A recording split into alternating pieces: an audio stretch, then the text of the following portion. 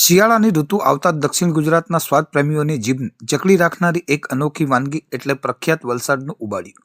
જે રીતે સુરતીઓ માટે ઊંધિયું અનિવાર્ય છે, તે જ રીતે દક્ષિણ ગુજરાતના વિસ્તારમાં ઉબાડિયાની લોકપ્રિયતા છે. જોકે હવે આ પ્રાદેશિક સ્વાદની સીમાઓ વિસ્તરી છે અને ભરૂચ અંકલેશ્વરના રહેવાસીઓ પણ આ સ્વાદિષ્ટ વાનગીનો ચસ્કો માણી રહ્યા છે. ભરૂચ અંકલેશ્વરના વ્યસ્ત એવા જૂના નેશનલ હાઈવે ઉપર હાલમાં ઉબાડિયાની હાટડીઓ જાણે મેળાવડો બની ગઈ હોય તેવું દ્રશ્ય જોવા મળે છે, જ્યાં લોકો દૂર દૂરથી દોડી આવીને આ વાનગીનો આનંદ લઈ રહ્યા છે. દક્ષિણ ગુજરાતમાં જ્યારે પણ પ્રખ્યાત ઉબાડિયાની વાત આવે ત્યારે સ્વાદ પ્રેમીઓ ભાગ્યે જ પોતાને રોકી શકે છે, અને તેમાં પણ વલસાડનું સ્વાદિષ્ટ અને પરંપરાગત ઉબાડિયું તો ખૂબ જ પ્રખ્યાત છે. આ વાનગીની સફળતાનું રહસ્ય તેની બનાવટમાં છુપાયેલું છે. ઊંધિયાની સરખામણીમાં ઉબાડિયામાં તેલનો ઉપયોગ ઘણો ઓછો થાય છે અને તેને માટીના માટલામાં ખાસ કરીને વાસળા, પાંદડા અને છાણની અગ્નિની ધીમી આંચ પર તૈયાર કરવામાં આવે છે, જેના કારણે તેમાં એક અનેરો ધુમાડો અને માટીની સુગંધિત સ્વાદ ભળે છે. વિવિધ શિયાળુ શાકભાજી, કંદમૂળ અને મસાલાઓનું આ માટલામાં થતું ધીમા તાપનું શેકાવું જ ભરૂચ અને અંકલેશ્વરની સ્વાદપ્રિય જનતાને ખેંચી લાવે છે અને આ અસલી ટેસ્ટનો ચસ્કો તેમને લાગ્યો છે.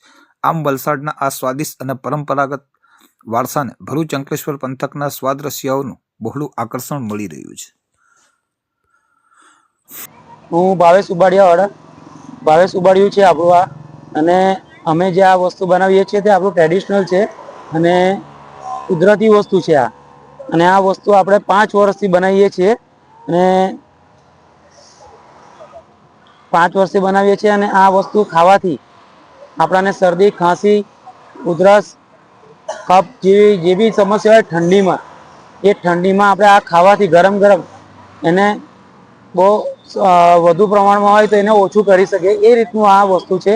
અને શરીર માટે ખૂબ ફાયદાકારક છે. જે ઠંડક રહેતી હોય તેને ગરમ રહે વસ્તુ શરીરમાં, એટલા માટે આ વસ્તુ ખાવું જોઈએ ઠંડીમાં.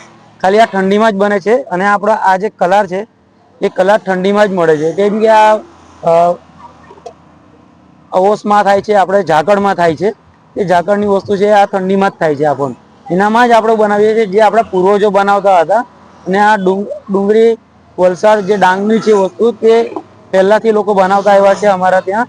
તે એ પ્રમાણનું જ બનાવે છે, જે પૂર્વજો બનાવતા તે પ્રમાણનું જ બનાવીએ છીએ આપણે.